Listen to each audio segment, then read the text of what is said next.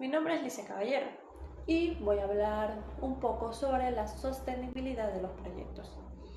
Este consta de 4 capítulos. El capítulo 1 habla sobre el planteamiento del problema. Describe de manera amplia la situación objeto de estudio, ubicándola en un contexto que permita comprender su origen, relaciones e incógnitas por responder. En cambio, la formulación del problema es la concreción del planteamiento en una pregunta precisa y delimitada en cuanto a espacio, tiempo y población. La hipótesis de la investigación. Las hipótesis hacen referencia a las respuestas, las explicaciones posibles y las tentativas sobre las cuestiones de la investigación. Las hipótesis se someterán a la prueba empírica de la investigación.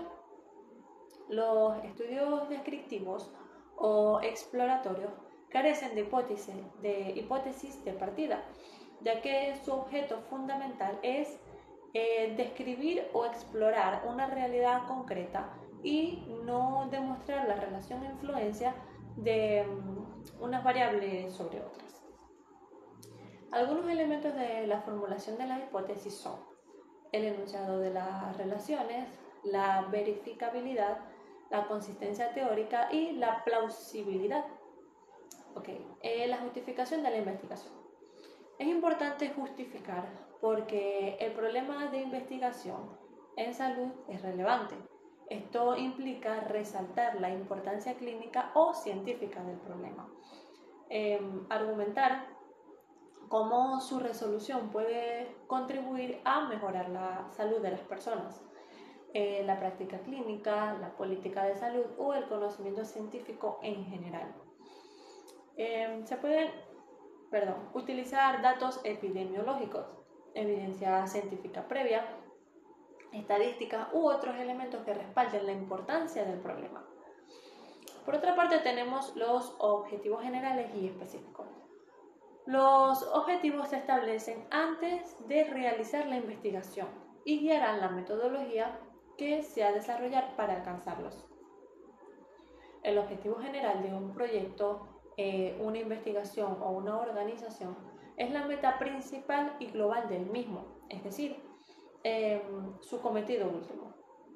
Le da sentido al conjunto, el cual solo puede alcanzarse una vez completados también los objetivos particulares o específicos.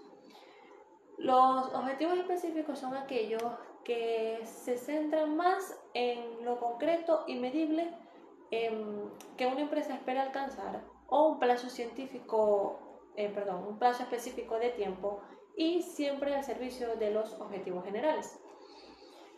El capítulo 2. En el capítulo 2 se encuentran los fundamentos teóricos, también llamado marco teórico, de un proyecto o de una investigación.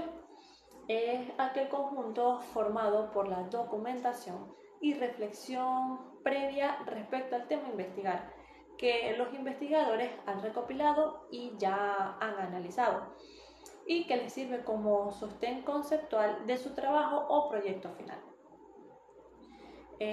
Los fundamentos teóricos de una investigación permiten comprender el problema en profundidad, apoyándose en las perspectivas vigentes sobre el tema. Estos están formados por los antecedentes investigativos, es decir, los trabajos de investigación que se encuentran dentro y fuera de la academia, que se ha hecho previamente sobre el tema. Las bases teóricas y conceptuales, es decir, los trabajos de reflexión, interpretación y teorización en torno al tema. Las bases legales, que constan del conjunto de disposiciones y consideraciones de tipo legal y moral, que de haberlas son de relevancia para el proyecto o la investigación. El capítulo 3. Se encuentra el marco metodológico. El método es el aspecto más importante de un proyecto de investigación. Este debe describir detalladamente qué se hará, cómo se hará, cuándo y dónde se realizará. Se pueden elaborar de forma brillante los apartados de introducción, objetivos, plan de trabajo, entre otros, pero si el apartado de metodología tiene errores, conocidos como sesgos en el ámbito de la investigación, su documento perderá toda la validez y nunca va a ser admitido. Okay. El tipo y diseño general de la investigación. Existen varios criterios y condiciones para determinar los diferentes tipos de estudio.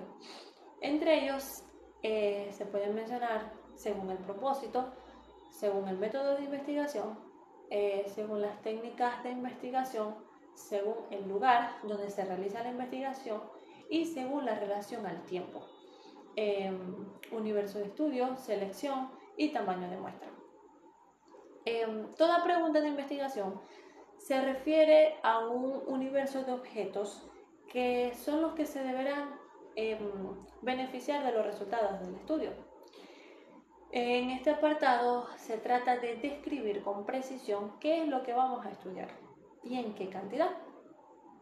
Se debe en primer término definir la unidad de análisis, es decir, quiénes van a ser medidos. Este primer paso permite posteriormente delimitar el universo o población que son la totalidad de los individuos en los cuales se pueden presentar la característica susceptible de ser estudiada y en quienes se pretende generalizar los resultados. Posteriormente se procede a delimitar la muestra, que es un subgrupo o parte de la población o universo en la que se llevará a cabo la investigación, con el fin de generalizar los hallazgos a esa población. La determinación del tamaño de la muestra tiene por objeto conocer cuál es el número mínimo de sujetos o unidades de análisis necesarias para el propósito de la investigación. La unidad de análisis y observación. El análisis en los estudios cuantitativos se realizan como mínimo análisis descriptivos de las variables cuantitativas, aportando habitualmente datos de centralización como la media, la desviación típica, mínimo y máximo. Y en el caso de las variables cualitativas, las frecuencias absolutas y sus porcentajes.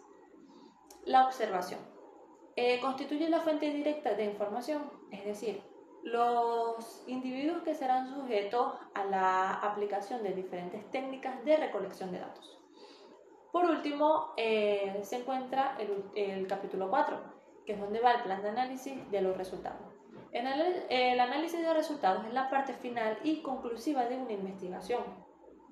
En él se va a procesar toda la información que ha ido apareciendo en el estudio ya realizado anteriormente, a intentar presentarla de manera ordenada y comprensible y a intentar llegar a las conclusiones que estos datos originan.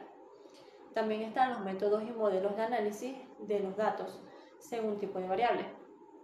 Estos se dividen en análisis de datos descriptivos y análisis de datos exploratorios, los análisis de datos predictivos, análisis de datos diagnósticos y el análisis de datos prescriptivos. La conclusión. Las conclusiones son una síntesis de todo el trabajo realizado en la parte más importante de la investigación. Las conclusiones pueden ser redactadas siempre en función de los objetivos propuestos para la investigación. En las investigaciones, las conclusiones tienen que dirigirse, además, a informar si se comprobaron o no las hipótesis. Las recomendaciones son importantes en los trabajos investigativos. Su formulación depende de varios factores: el problema investigado, los objetivos de la investigación, la metodología y la capacidad del investigador. Además, deben ser planteadas en forma clara, concreta y sencilla, evitando ambigüedades. Por último, no se recomienda un número determinado tanto de conclusiones como de recomendaciones, sino que más bien agrupar a todo el trabajo investigativo. Las referencias bibliográficas. En el apartado de bibliografía debe incluir todos aquellos documentos que han sido citados en el texto, como base o sustento de afirmaciones y datos concretos. Para referenciar los documentos existen diferentes normativas que estandarizan cómo ha de ser citado cada documento en artículo de revista, libro, revista electrónica, entre otras. El cronograma de actividades. El plan de trabajo de la investigación deberá aparecer explicitado en forma de cronograma. Las distintas etapas se han de agrupar siguiendo un orden cronológico, delimitando la duración de cada una de ellas. Es recomendable establecer los tiempos con cierto margen de maniobra.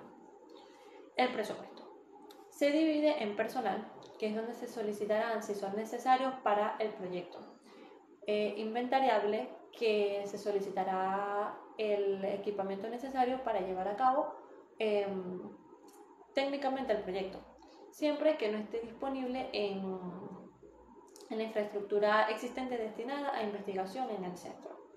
Están los fungibles, que deberán constar de la manera más específica posible, cuantificados, proporcionados y ajustados a precios del mercado, siendo conveniente incorporar estimaciones presupuestarias de casas comerciales. Por último están los viajes, dietas y otros, que es donde se tendrán en cuenta los gastos de desplazamiento, material de papelería y oficina, entre otros. Al finalizar, se colocan los anexos. En esta sección, este es opcional. Se incluirá únicamente en el caso de que se tenga información pertinente que sea necesaria colocarla y que en el cuerpo del documento principal no sea posible. Si se incluyen estos, deben ir ordenados con numeraciones romanas y sobre todo citados en el texto principal del documento. Gracias.